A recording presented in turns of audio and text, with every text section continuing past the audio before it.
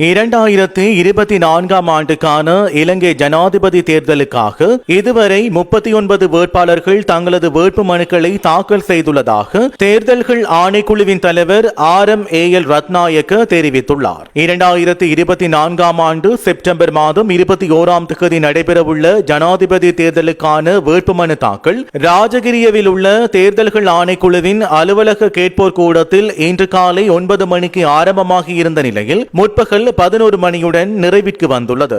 இதன்போது விசேட அதிரடி படையினர் மற்றும் போலீசார் குவிக்கப்பட்டு தேர்தல்கள் ஆணைக்குழுவின் அலுவலகத்தை சுற்றி பலத்த பாதுகாப்பு வழங்கப்பட்டிருந்தது. மேலும் வேட்புமனு தாக்கல் தொடர்பாக ஆட்சேபனைகளை தெரிவிக்க காலை 9 மணி முதல் 11:30 மணி வரை அவகாசம் வழங்கப்பட்டிருந்தது.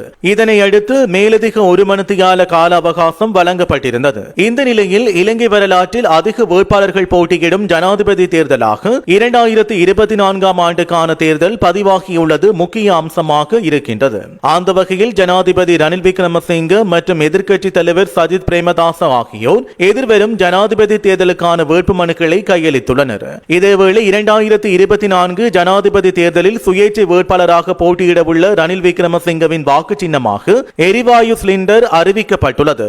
அத்தோடு ஜனாதிபதி தேர்தலில் ரணில் விக்ரமசிங்கவுக்கு மேலும் பல கட்சிகளை சேர்ந்தவர்கள் தமது ஆதரவுகளை வழங்குவதாக வெளிப்படையாக அறிவித்துள்ளனர்.